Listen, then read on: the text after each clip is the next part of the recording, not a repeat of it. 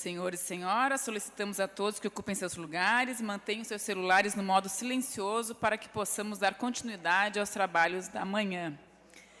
Para coordenar os trabalhos do painel número 1, Controle Social e Controle Público, Interação para a Efetividade e Credibilidade das Instituições, convidamos para tomar assento à mesa o conselheiro do Tribunal de Contas, conselheiro Valdecir Pascoal. Tribunal de Contas de Pernambuco, por gentileza.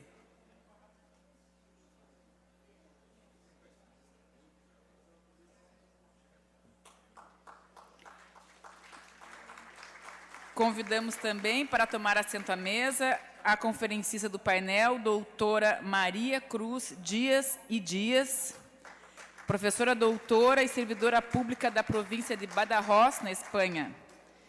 E também o conselheiro Antônio Joaquim, conselheiro do TCE do Mato Grosso e presidente da Atricom.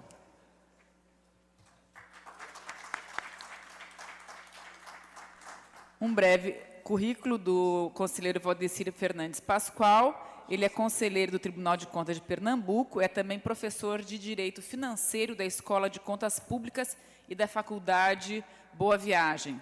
Entre suas publicações, a intervenção do Estado no município, o papel dos tribunais de contas, direito financeiro e controle externo, palavras, textos e contextos, tribunais de contas, gestão pública e cidadania, pela editora Bagaço, em 2009. Com a palavra, o conselheiro Valdecir para coordenar os trabalhos do painel.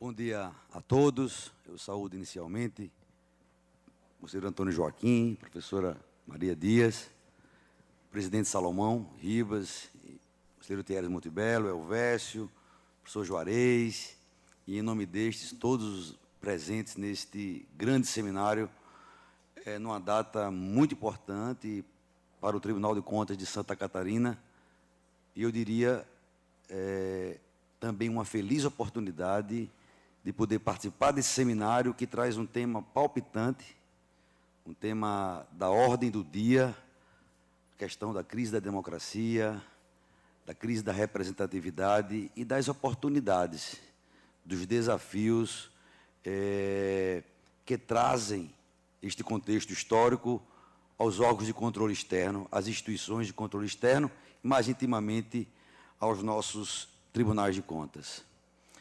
Fazendo uma breve contextualização, antes de passar a palavra à professora Maria Cruz Dias e ao conselheiro Antônio Joaquim, tivemos, no contexto internacional, o início dessa movimentação através do Occupy Wall Street, e eu até vou um pouco mais atrás, quando tivemos naquela eleição de Bush, aquela questão controvérsia da quantidade de votos para eleger o presidente, e gerou aquela dúvida, acabou sendo eleito aquele que teve menos votos, e isso muita gente do mundo ocidental acabou não entendendo. Depois tivemos a crise europeia, a crise espanhola, a primavera árabe, e a coisa chegou no Brasil, depois dos movimentos que tivemos na década de 80, pré-constituinte, na época do impeachment, e mais recentemente no famoso junho de 2013, que vai ficar, de fato, marcado. E focando especificamente no tema específico, perspectivas do controle social e do controle público diante desse contexto de crise, não há dúvida de que as contribuições aqui serão muito importantes, porque me parece que para os tribunais de contas, por exemplo, surge, mesmo nesse contexto de crise, uma grande oportunidade de cumprir essa pauta que vem das ruas, que exige que os órgãos de controle sejam mais efetivos, que primem pela aplicação correta da lei, pela ética, pela qualidade da política pública na área de educação, na área de saúde, mobilidade urbana, segurança pública. É o nosso controle operacional, algumas vezes esquecido, né, por algumas instituições, que deve ser o nosso foco, sobretudo porque me parece que o recado das ruas é justamente essa procura por ética, mas, junto disso, a qualidade na prestação do serviço público. Por outro lado, os tribunais, com a lei Ficha Limpa, ganhou um status até maior no seu link com a democracia, na medida em que participa diretamente desse processo de escolha dos candidatos, na medida em que a decisão oriunda dos tribunais de contas pode gerar a inelegibilidade e, com isso, melhorar a qualidade do processo democrático. Então, me parece que é um tema bastante oportuno e aqui teremos lições grandiosas desses dois grandes especialistas no assunto. E, mais uma vez, parabenizando o Tribunal de Santa Catarina, na figura do seu presidente, esse grande personagem do controle externo brasileiro, uma pessoa que tem uma contribuição importantíssima para o grau de avanço que nós conseguimos até hoje na atuação em busca de um controle externo mais efetivo. Então, José Salomão, receba meus parabéns e a minha alegria e a honra de poder estar participando desse seminário que vai ficar certamente na história de Santa Catarina e do Brasil. Então, passo a palavra à doutora Maria Cruz Dias. Vou fazer aqui dias e dias e farei aqui um breve resumo do seu currículo. Tem doutorado em Direito pela Universidade de Salamanca, graduação em Direito pela Universidade de Salamanca também, licenciada em Direito pela Universidade de Salamanca, diploma de Estudos Avançados em Direito Administrativo, mestrado em Prática Jurídica na Universidade de Salamanca, mestrado em Tributação e Assessoria no Instituto de Direito e Empresa, diploma de especialização em contratos do setor público na Universidade de Deusto. Atividade profissional atual é chefe de seção de patrimônio, contratação e oficina de atenção cidadã. Atividades profissionais anteriores: técnica jurídica do patrimônio em 2009 e 2013, técnica de desenvolvimento local em 2005 e 2009, departamento de recursos administrativos, serviço de gestão tributária e recaudação em 2002 e 2005, funções administrativas, comunicação e protocolo no Consórcio Salamanca 2002, atendimento ao cliente, sinistros e formalização de apólices na mútua de seguros Palaio Salamanca. Então, a catedrática nesse assunto, controle social, controle público, e é para a professora Maria Cruz Dias que eu passo a palavra. Vossa Excelência tem a palavra.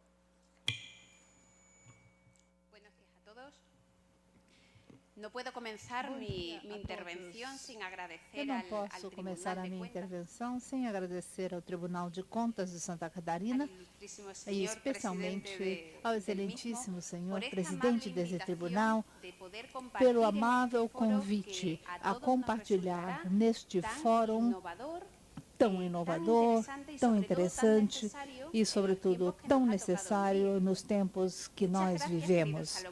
Muito obrigada, querido Salomão, porque, graças a este convite, eu posso voltar a esta terra que eu amo tanto. Parece mentira estar tão longe da Espanha, porque eu realmente me sinto em casa ao ver que temos aqui amigos de verdade, bons amigos. Bom dia, senhores e senhoras. O que os cidadãos pensam das instituições? Ou melhor, o que os cidadãos pensam sobre os responsáveis ou titulares das instituições que nos representam? As respostas poderiam ser variáveis. Alguns têm resposta mais simples, e em outros casos, a dificuldade é maior. Mas o que todos sabemos, todos concordamos, em que existe um notável déficit de credibilidade das instituições diante dos cidadãos. E é isso que provoca a crise de representatividade. Um déficit de credibilidade e, portanto, falta de legitimidade que é pouco saudável democraticamente. Ontem ouvimos o governador defender a ideia de que esse déficit não pode se manter, se sustentar a longo prazo, por um curto período de tempo, por um prazo médio. O sistema talvez consiga suportar os efeitos dessa falta de credibilidade. A longo prazo, porém, isto poderia ser um perigo para a democracia. O que é muito significativo é poder falar desta patologia, dessa doença, porque de fato é uma doença da sociedade em qualquer lugar do mundo, no Brasil, na Espanha e diante de qualquer opção política com responsabilidade de governo. É uma patologia tão generalizada que poderíamos até falar de uma pandemia de falta de legitimidade. É uma falta de legitimidade que realmente não é um problema em si, é uma consequência, é um efeito negativo de um problema que tem uma natureza sistêmica, um problema do próprio sistema.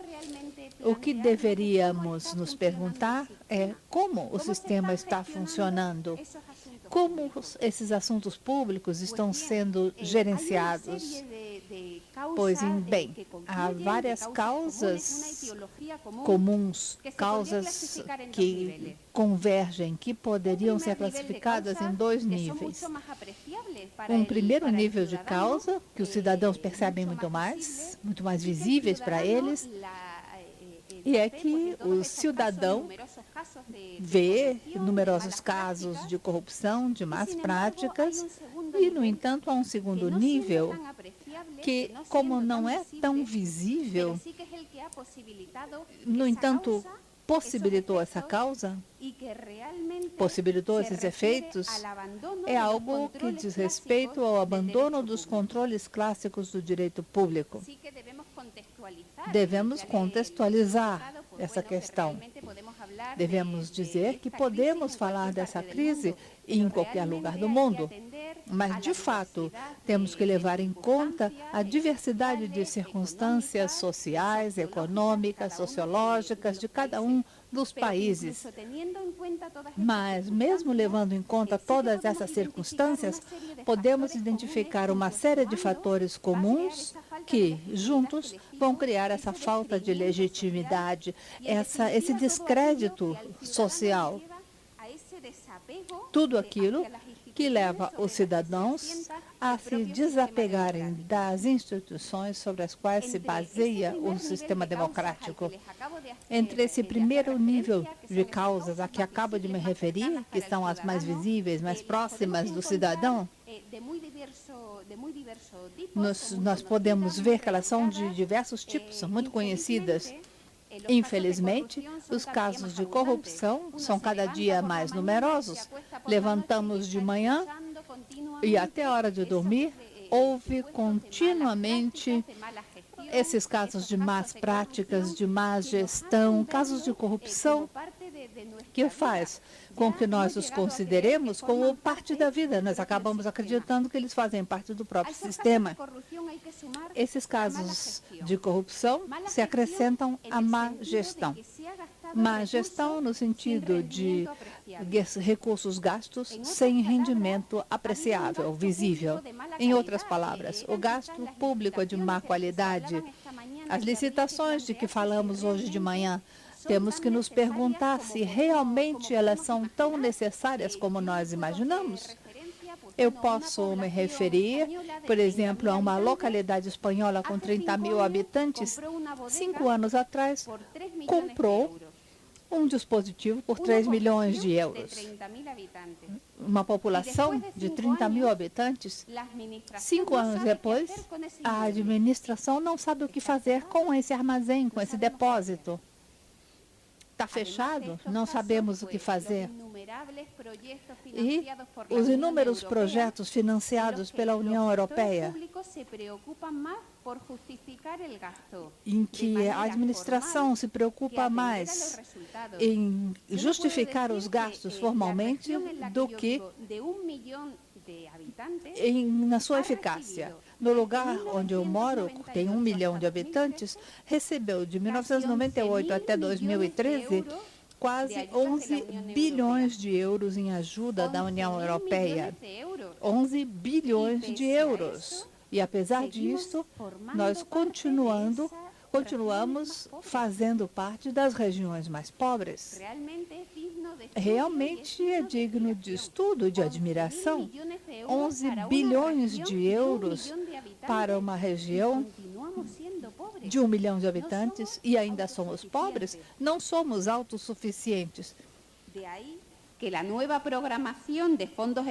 E por isso, a nova programação dos fundos estruturais da União Europeia, prevista para o período 2014-2020, contempla ajuda a essa região ainda. E esse novo plano vai levar mais em conta os resultados, mais do que a justificação formal. Formalmente a gente gasta e explica, mas não presta atenção nos resultados. Fora a corrupção, temos os abusos de poder.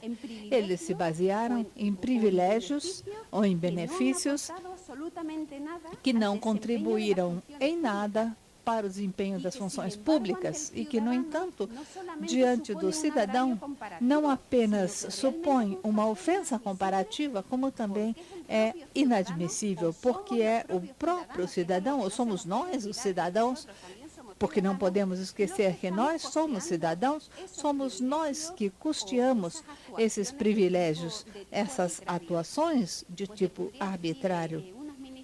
Poderíamos dizer que uma administração cede imóveis a um particular, uma cessão direta, sem nenhuma justificativa. Por que ocorrem esses privilégios? Por que uma prefeitura cede vários escritórios a determinadas associações e não a outras? Onde está o interesse geral aqui?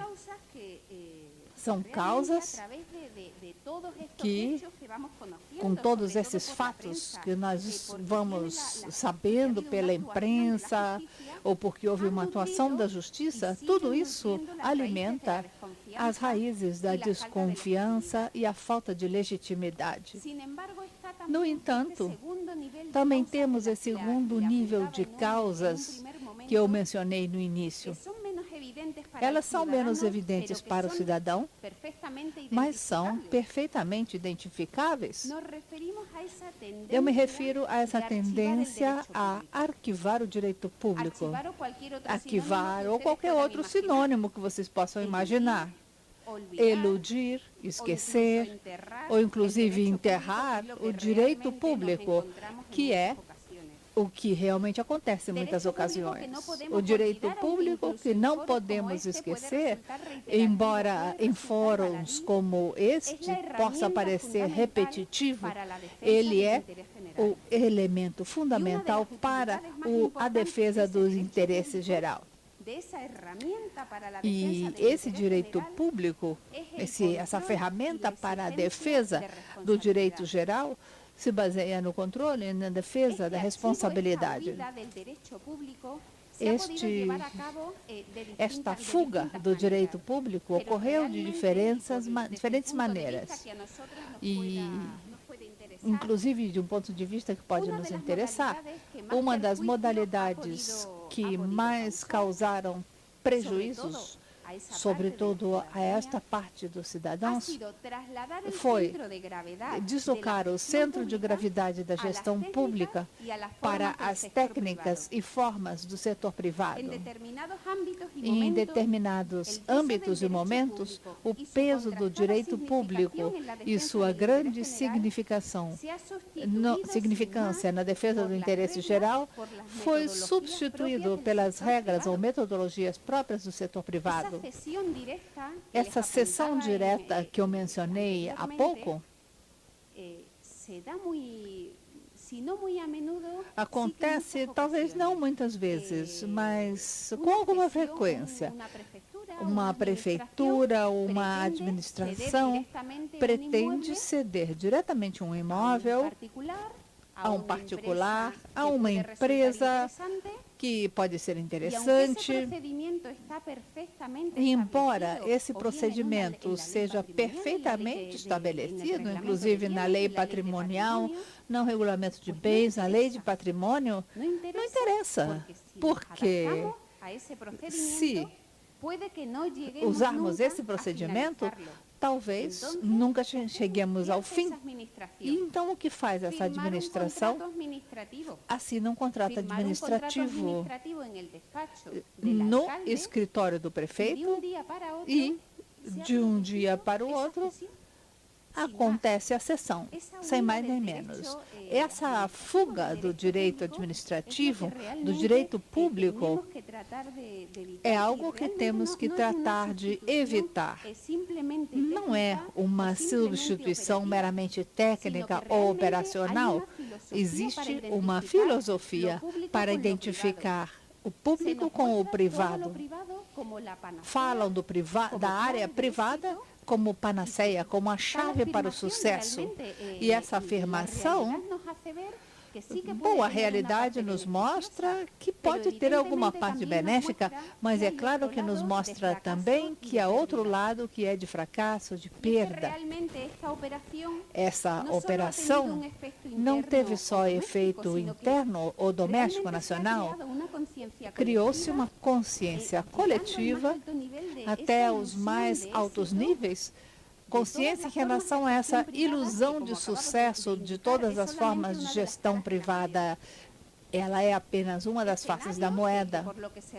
Esse cenário tem um efeito totalmente negativo diante dos cidadãos, porque transmite aos cidadãos uma imagem distorcida da administração e dos setores públicos.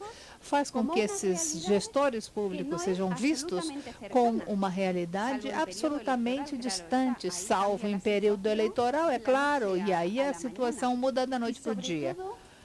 E, sobretudo, como responsáveis que não estão submetidos a controle algum.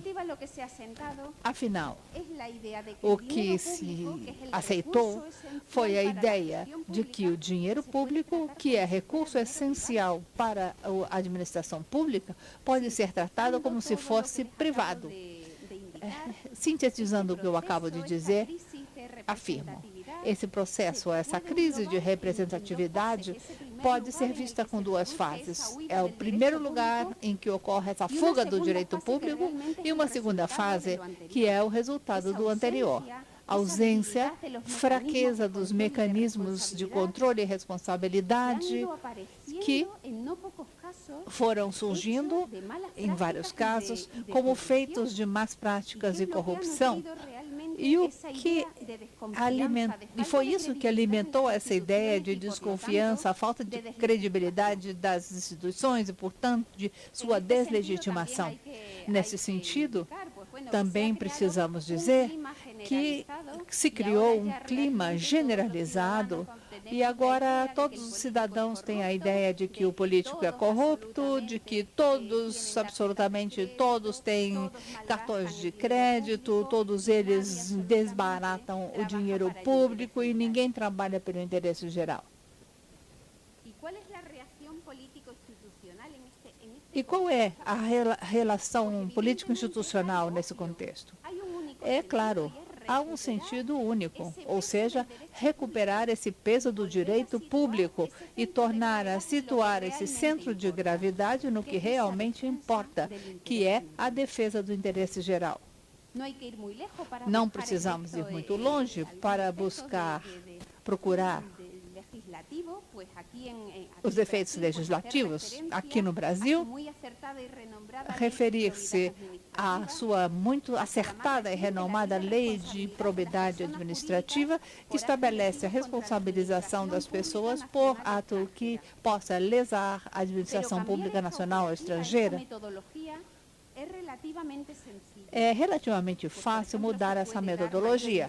Por exemplo, é possível dar mais importância a todos os efeitos dos órgãos de controle interno e externo. Precisamos recuperar normas mais estritas, mais rigorosas, como as duas que eu acabo de mencionar. Não podemos esquecer as mudanças feitas em matéria de contratação. No entanto, a legitimação de um sistema não é obtida somente por uma mudança operacional. Seria muito bom poder mudar tudo com modificação normativa, pensando que esse trabalho legislativo será a panaceia. Esse fator social da legitimidade das instituições não se regenera tão rapidamente como nós poderíamos pensar. Com uma mudança normativa, não tornamos a criar essa confiança, a recuperar a confiança dos cidadãos. Os cidadãos não reagiram bem. Eles estão zangados, indignados, como qualquer ser humano, claro, porque eles eles têm diante de si um cenário nada favorável. Por um lado, todos esses casos de corrupção a que eu me referi, e por outro lado, foram perdidos muitos dos marcos do estado de bem-estar. Na Espanha, durante muitos anos, não é que nós estivéssemos vivendo um estado de bem-estar, mas foi o estado do super bem-estar. Todo mundo tinha uma casa ótima, tinha uma casa na praia, um carro fantástico. As crianças ou os jovens têm celular de última geração, mas o contraponto disto é que não há uma cultura de esforço, de trabalho. Realmente, o dinheiro cai do céu. E agora é muito difícil lutar contra isso. Uma história que eu posso lhes contar. Há algum tempo, o nosso último ex-presidente, que governou durante 8 anos, perguntaram a ele qual era o seu trabalho ideal. E, surpreendentemente, ele disse que o trabalho ideal para ele seria ser controlador de nuvens deitado em uma rede. Um presidente, o chefe do governo de uma nação como a Espanha, coordenador de nuvens, deitado numa rede. Evidentemente que isso se traduz à sociedade. Foram 8 anos durante os quais essa ideia foi se disseminando e nós nos acostumamos a esse estado do super bem-estar e temos um resultado que é a nossa geração nem. São os jovens que nem estudam, nem trabalham. Muitos deles fazem parte, eu vou ser um pouco ousada aqui com o professor, muitos deles fazem parte dessa plataforma de indignados que nós estamos acostumando a ouvir todos os dias. Talvez não sejam muito violentos na rua, mas eles geram um clima de violência mental que é tremendo.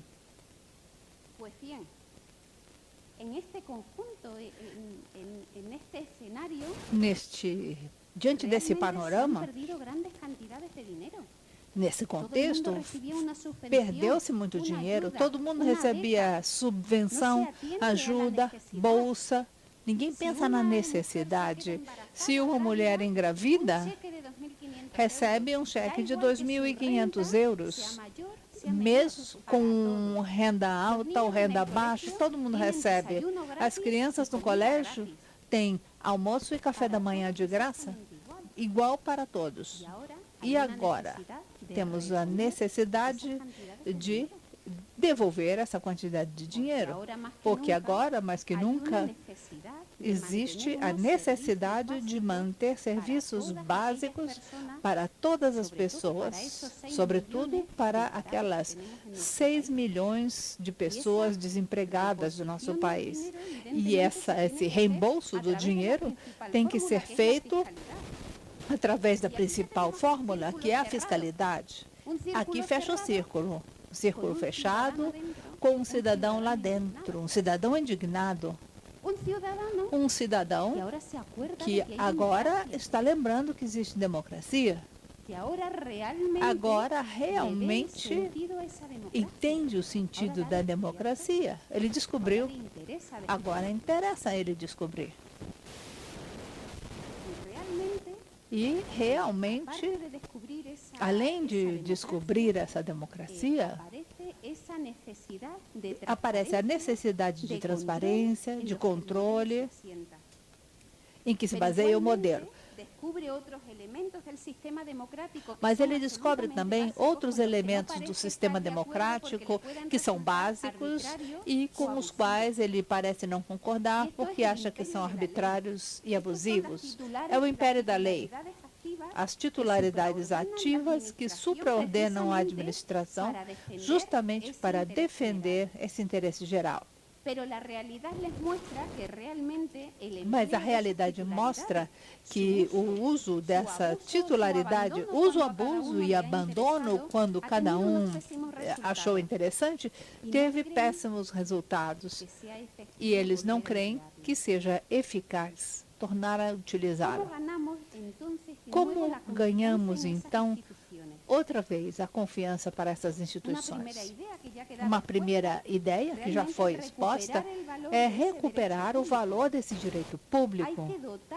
É preciso dotar de significância, de importância, os mecanismos de controle e responsabilidade, de tal forma que tenhamos gestores públicos exemplares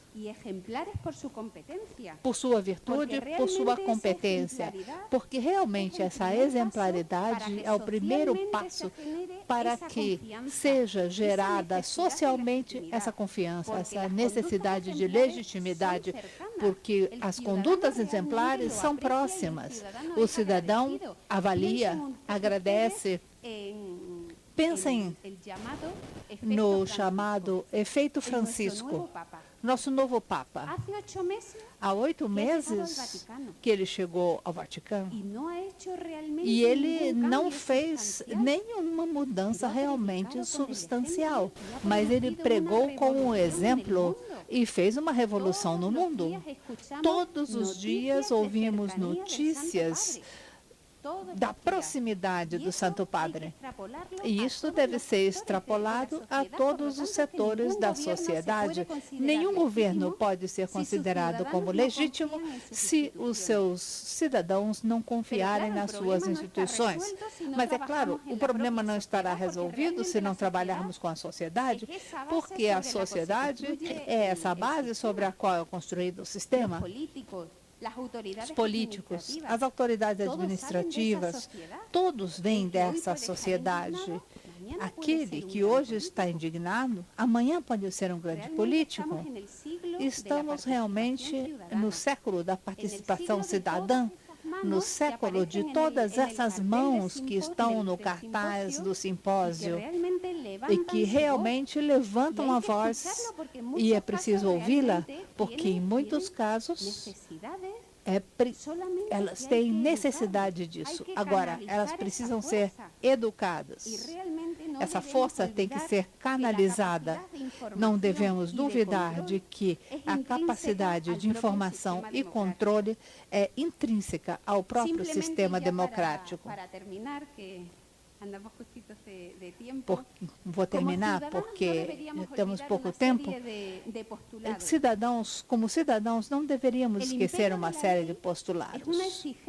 O império da lei é uma exigência básica que beneficia a todos, inclusive quando particularmente não nos favorece. Não basta o voluntarismo político, as boas intenções. A técnica e o controle, através do império da lei, são a garantia de objetividade e de atendimento preferencial ao interesse geral. Não podemos esquecer que a transparência não é uma moda. A transparência veio para ficar. É um conceito de síntese para identificar o acesso à informação e o conhecimento dos assuntos públicos. Também não podemos esquecer que a exigência imposta aos gestores públicos pelos cidadãos, etc., é uma manifestação dessa maturidade cívica e, portanto, é uma manifestação de fortalecimento democrático. A principal maneira como podemos controlar e exigir é escolher, é votar. Eleger, votar de forma responsável em todos aqueles que possam nos proporcionar decisões sensatas e adequadas ao interesse geral. É como eu já disse, eu entendo que essa massa que nós temos na Espanha, nossos indignados, não é? Eles, em parte, Em parte, eles têm razão em suas reivindicações. Elas são positivas, mas eles têm que ter alguma responsabilidade. Não podem criar essa crispação social sem responsabilidade alguma. Não seria melhor se essa força fosse canalizada através de um partido político no qual todos pudessem votar? Quando a massa sai às ruas, como o Dr. Salomão comentou ontem, ela provoca violência, em maior ou menor medida, mas provoca violência, atos de vandalismo. Cada um de nós tem sua responsabilidade e tem que proceder de acordo com ela.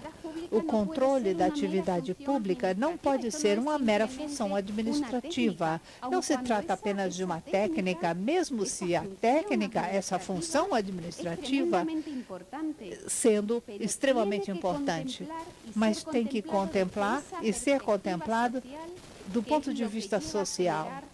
É assim que se gera confiança, credibilidade e, portanto, solidez democrática. Muito obrigada.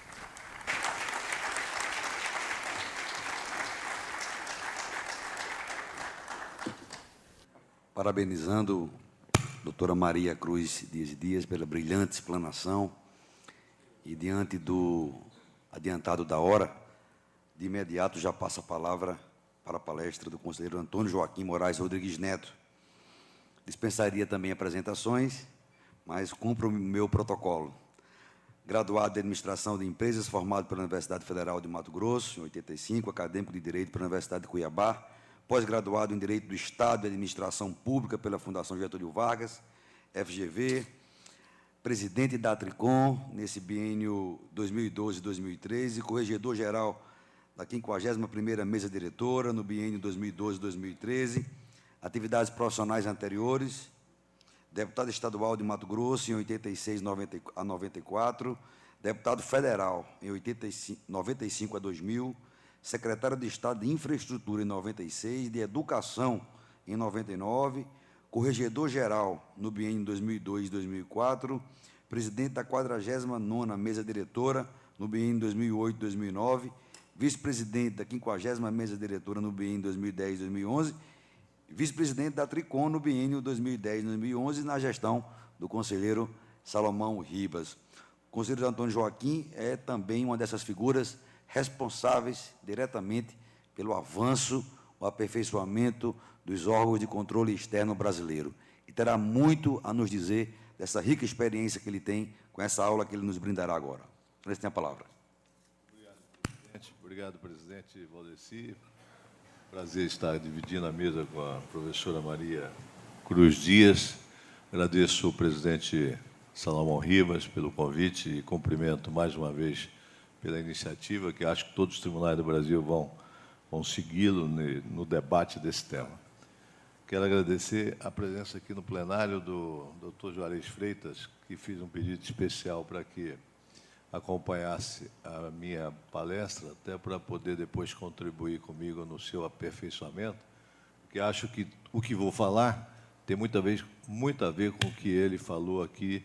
Infelizmente não assisti, mas percebi que é o chamamento para que os tribunais de contas não se limitam a serem apenas fiscais do governo, no sentido literal de auditar e julgar, mas também um instrumento de cidadania. E a minha fala vai ser sempre em cima desse papel relevante que as instituições, tribunais de contas, têm com a sociedade brasileira. Um cenário rápido em relação ao Brasil hoje, pode ir passando para mim aí, o primeiro slide, no sentido de que está claro que... Só apertar lá direito. Está claro que no Brasil há um problema sério de gestão.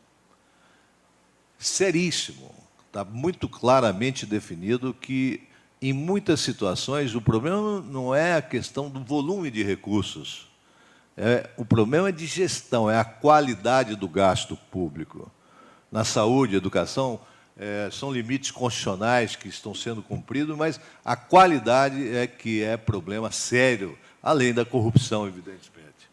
Então, eu reputo que são tantos problemas que ensejam essa situação, mas um dos maiores é a questão da meritocracia.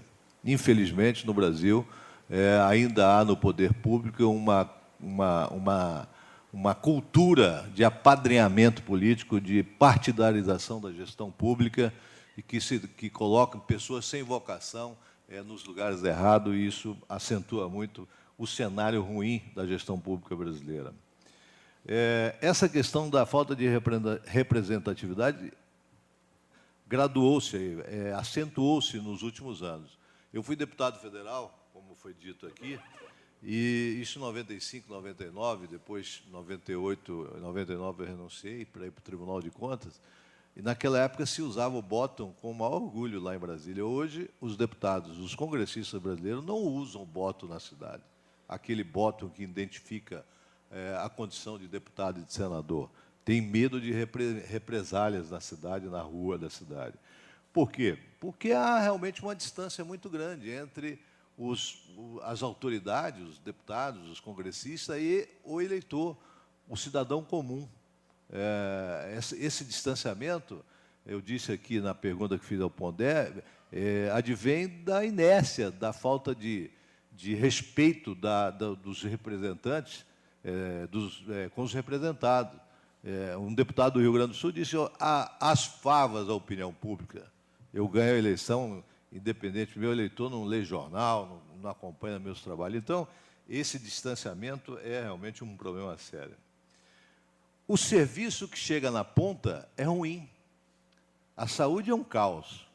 E eu estou dizendo a verdade, não tem por que sermos hipócritas. A saúde é um problema seríssimo, a educação não é diferente, segurança pública é a mesma coisa, infraestrutura nem se diga. Então, há um cenário realmente muito ruim, tanto da representatividade como os serviços que o cidadão aguarda que seja recebido. Ou seja, não há qualidade. Agora, isso enseja o quê? Uma necessidade de se debater com muita convicção a questão da efetividade da atividade pública, da gestão pública, encontrar caminhos que possam melhorar a qualidade da atividade pública e dar efetividade à função pública como gestor.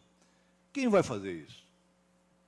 Claro que quem tem mais autoridade e, às vezes, até instrumentos é o próprio cidadão, né, que depois vai cobrar essa fatura na eleição, mudando ou permanecendo com aquele representante.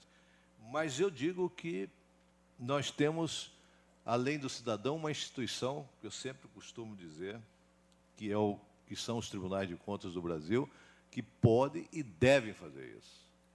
Mas, para fazer esta fiscalização de cumprimento de efetividade, nós temos algumas obrigações a cumprir. Nós, como instituições, os Tribunais de Contas, nós temos que, além de auditar legalidade e conformidade, nós temos o dever de auditar resultados das políticas públicas. Não dá para você se conformar que os nossos auditores, ou nós, como julgadores, fiquemos satisfeitos apenas com o gestor que fez uma licitação de 10 milhões, absolutamente legal, legalíssimo, não desviou um centavo dos recursos públicos, ou cumpriu 100% a lei de licitações e, inclusive, até as outras leis que encerram esse contrato. Mas os 10 milhões gastos melhorou a vida das pessoas, a qualidade do serviço, o hospital melhorou, a escola melhorou, a segurança. Então, essa questão dessa obrigação dos tribunais em auditar e efetivamente acompanhar o resultado de políticas públicas é um dever dos nossos tribunais.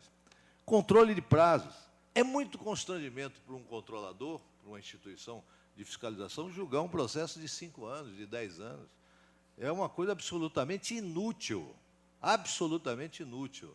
Controlar prazos é uma necessidade e uma obrigação de todos nós. Fazer auditoria por concomitância, fazer biópsia em organismos vivos, não autópsia em cadáveres.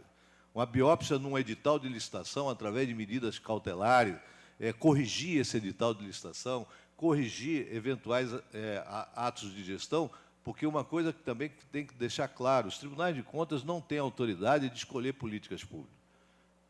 Quem escolhe políticas públicas é quem tem voto, quem tem representação. Mas, escolhidas as políticas públicas, nós podemos intervir no aperfeiçoamento dessas políticas públicas. Então, auditar o ato de gestão, na hora que ele está acontecendo, é de fundamental importância, usando as medidas cautelares que todos nós podemos fazer. Me ajuda aqui, porque eu sou bem ruim nessa coisa. Além de auditar de concomitância, nós temos que também trabalhar com relevância. Não dá para o Tribunal de Contas de Santa Catarina ficar perdendo tempo, entre aspas, com o menor município do Estado, sendo que a Secretaria de Educação, que tem um volume de recursos 100, 200, 300 vezes maior do que o município menor de Santa Catarina, esteja sendo omitido algum tipo de fiscalização. Então, relevância, porque toda auditoria no mundo inteiro é por amostragem.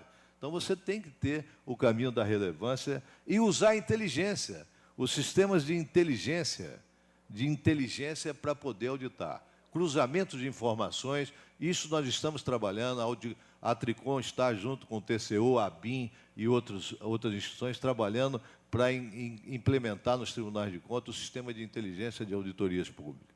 E coerência. Nós temos que ser transparentes. Os tribunais precisam divulgar quais são as irregularidades mais graves, as gravíssimas, para que o gestor também saiba quais são os rumos que os tribunais estão tomando em relação às suas penalidades. Então, coerência também é muito importante. Contas de governo e contas de gestão, todos conhecem, é evidente que é uma imperiosa necessidade dos tribunais diferenciar que contas de governo nós não julgamos, apenas auxiliamos o Poder Legislativo naquelas questões de legalidade, de cumprimento de leis orçamentárias, cumprimento de limites constitucionais. Agora, conta de gestão é uma obrigação de todo gestor, seja ele prefeito ou governador, ou até presidente da República.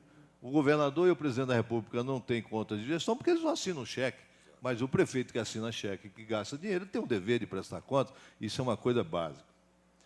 Bom, a avaliação de resultados, que eu já disse, que é você avaliar resultados da saúde, educação, segurança pública, né?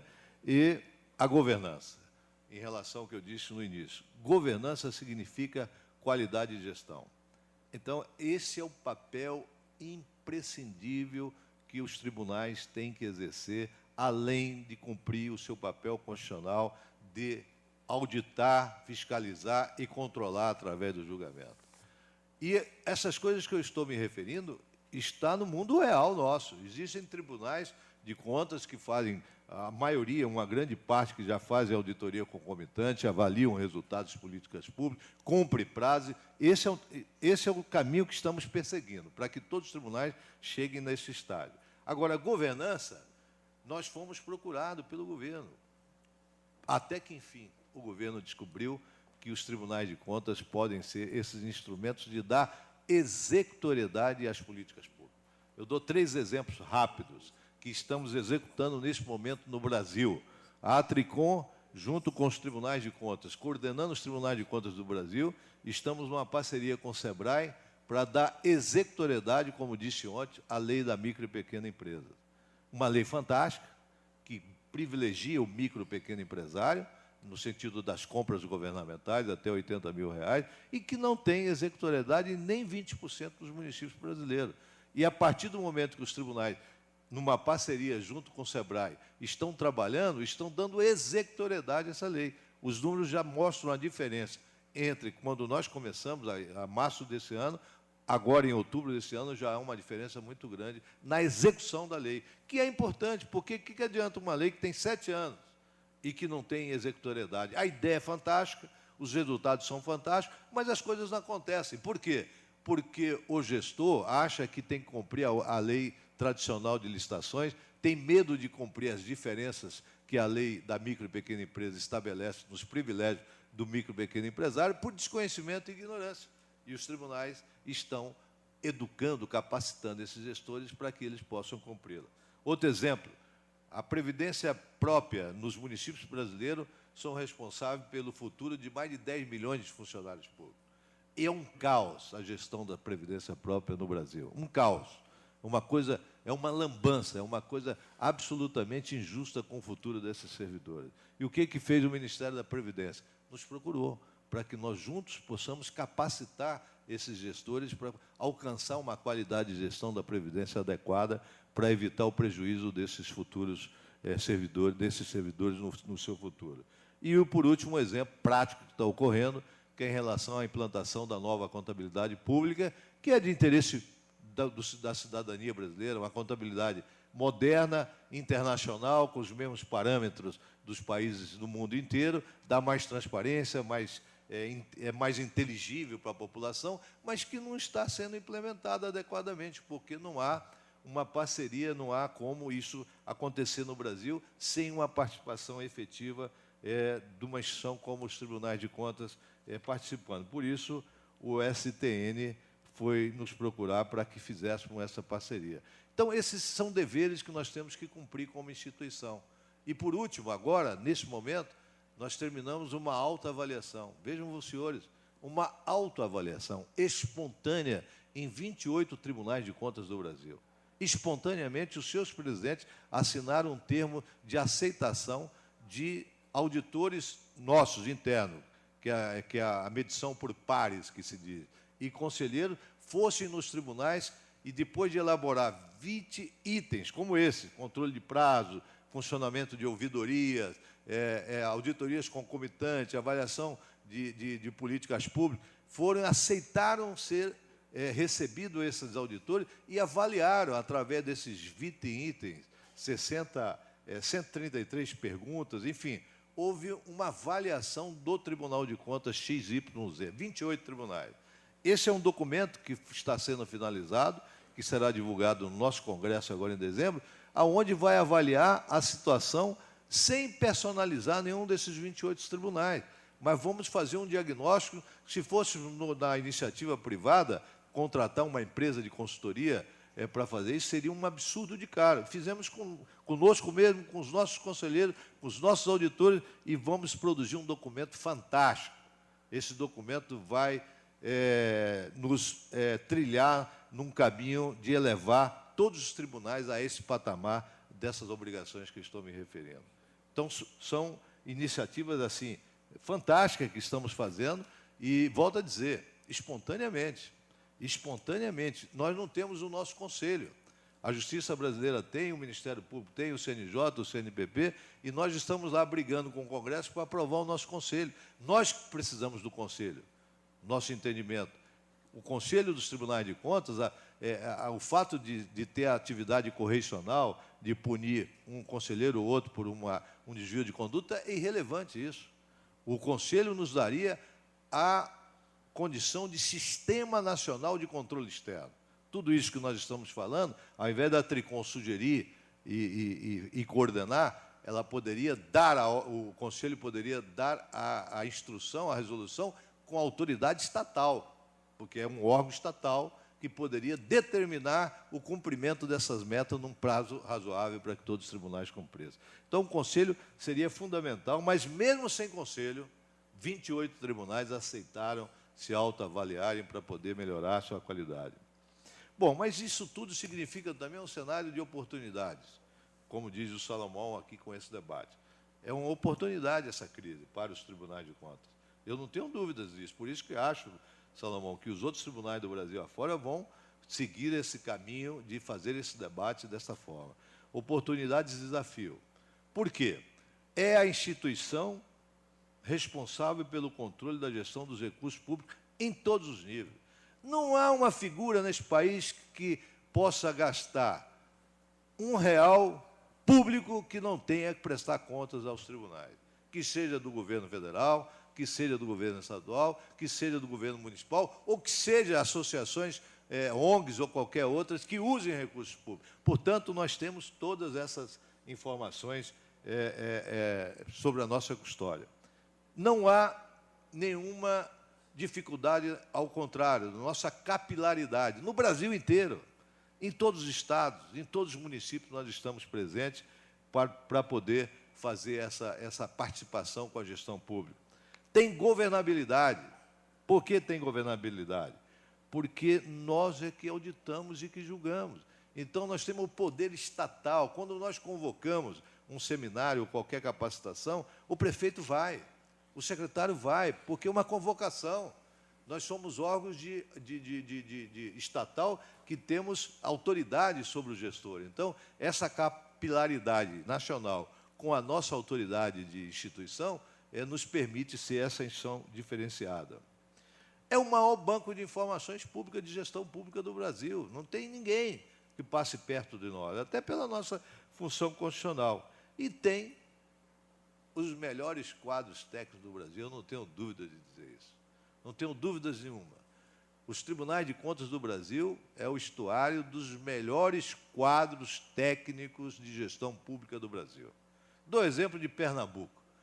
O doutor governador Eduardo Campos levou para o governo do Estado pouco mais de 30 funcionários do Tribunal de Contas de Pernambuco, tem uns 4 secretários de Estado, um se tornou prefeito da capital, e demonstra, quando o governo tem a sensibilidade de usar meritocracia, pessoas preparadas, a resposta. E os tribunais, eu não tenho dúvida de ser um estuário de quadros preparados para poder ajudar a cidadania brasileira.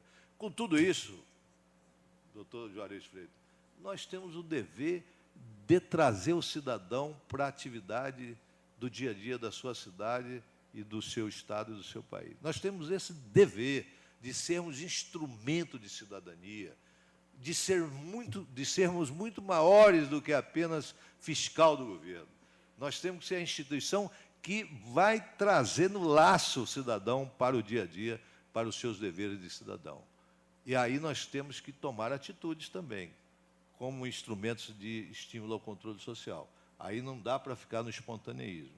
Então, há alguns modelos de estímulo ao cidadão participar. Vou citar um aqui, que é do meu Tribunal de Contas, Tribunal de Contas de Mato Grosso. É um programa chamado PDI, Programa de Desenvolvimento Institucional.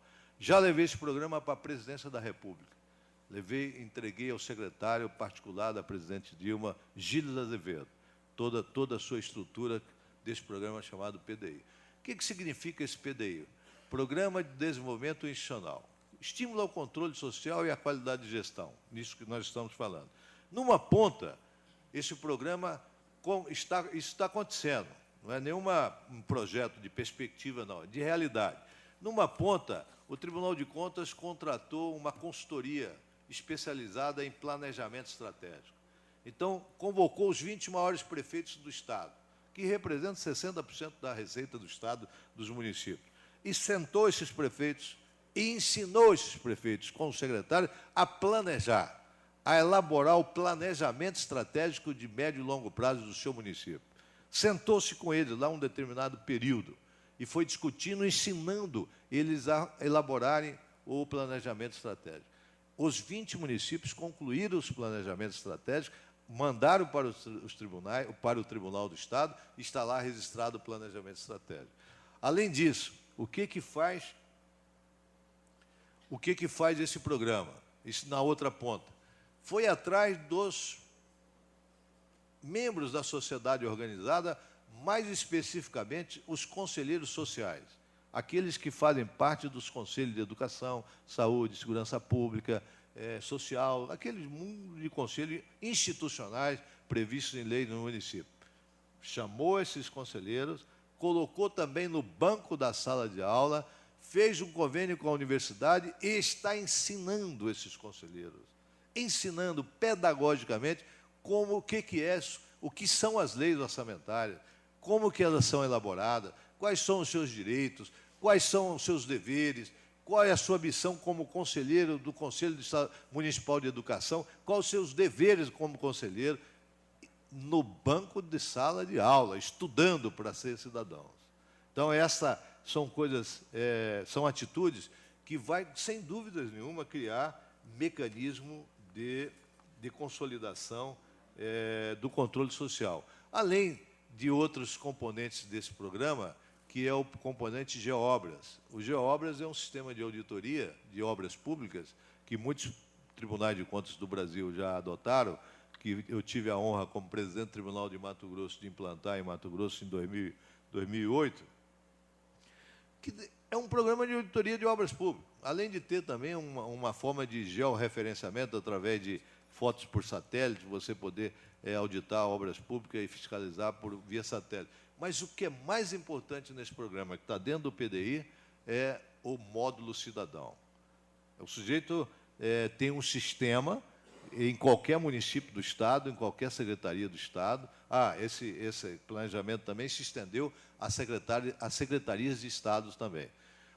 Esse módulo cidadão permite que o Zé Mané, da cidade X, vá lá na praça, em frente à casa dele, que está sendo construída, e fotografa ou filma aquela praça, faz ali uma vistoria, uma fiscalização, e vai no sistema online e vê o contrato, o que está previsto de colocar de piso naquela praça, vê os pagamentos que foram efetuados e vê se é compatível com a situação da obra. Então, é um fiscal cidadão que pode, colocado essas atitudes e identificado algum tipo de desvio ou de incompatibilidade, ele manda esse filme ou essas fotografias num sistema de módulo cidadão da internet para o tribunal provocado irá fazer a auditoria, a fiscalização nessa obra, se ele acionar para que seja feito. Portanto, são atitudes de estímulo ao controle social que, sem dúvida nenhuma, vai ensejar um processo cultural de educação do cidadão no sentido das suas responsabilidades e os seus deveres, não ficar só na mesa do bar xingando o político e dizendo que todos os políticos são corruptos, que ninguém vale nada. Quer dizer, eu, por exemplo, fui deputado aí, como vocês viram no meu currículo, fui secretário de Estado, deputado estadual, deputado federal, secretário, e tenho muito orgulho da minha biografia.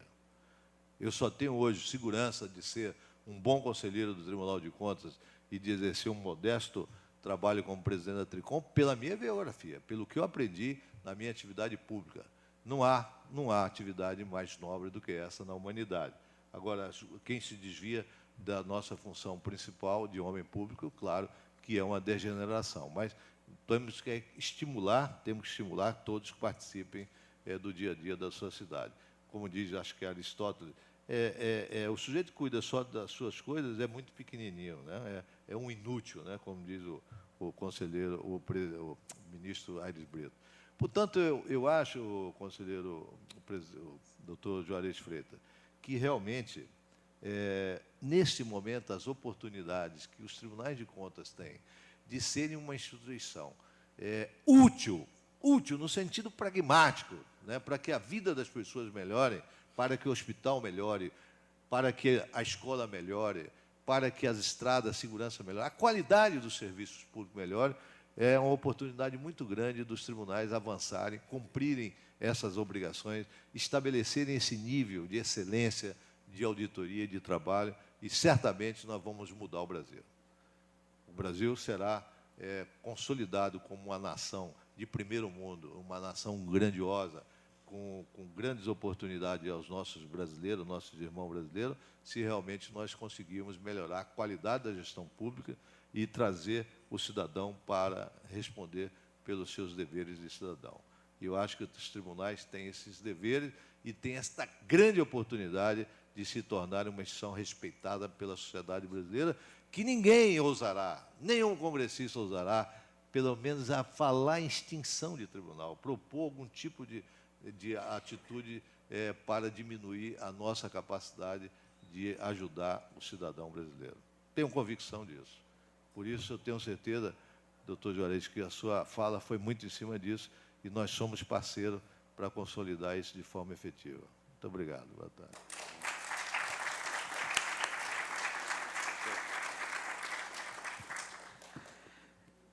Meus amigos, fomos, de fato, brindados aqui com duas explanações de alto nível, de alto gabarito.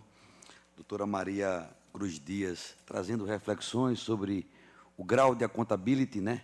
e a dialética que existe hoje em relação à boa gestão, à prestação de contas, responsabilização, necessidade de aperfeiçoamentos de controle, muitas coisas avançando, outras retrocedendo, mas propondo mudanças qualitativas. Do outro lado, o presidente Antônio Joaquim dando uma aula de como os tribunais de contas podem aproveitar esse contexto de crise e gerar, ao mesmo tempo, como deriva do sânscrito, né, a palavra crise, oportunidades de realmente tornar instituições cada vez mais legitimadas no seio da sociedade brasileira. Então, estamos de parabéns por essas duas magníficas palestras. Eu encerro lembrando também que sou um otimista em relação ao processo democrático.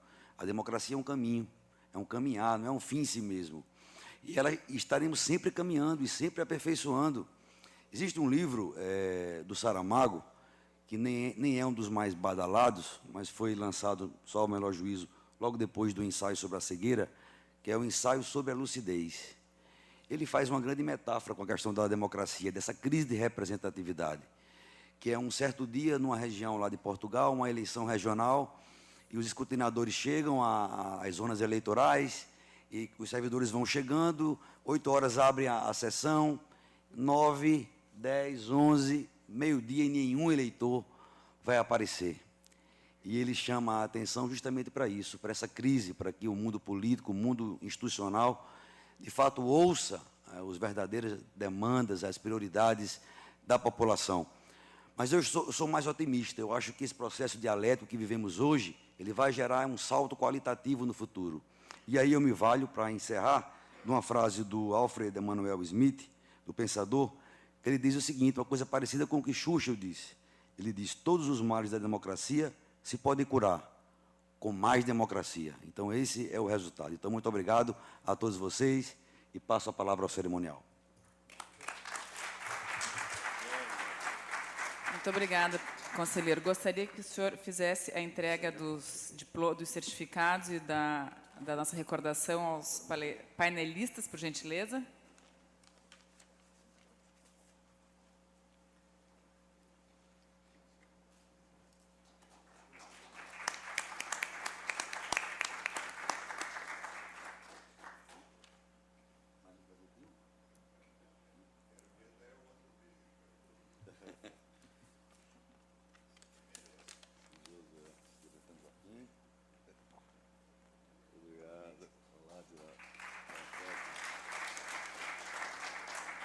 E agora convido o conselheiro Sebastião Elvésio Ramos de Castro para fazer a entrega do certificado ao presidente de mesa, o conselheiro Valdecir Pascoal. Não. Olha aí, também tem o certificado, nem precisa, só apresentar.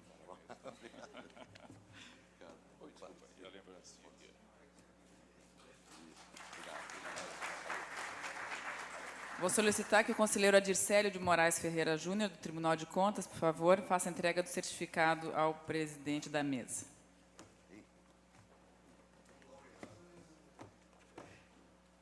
É isso aqui que você falou, Tiago? Isso aqui que você estava me causando velho?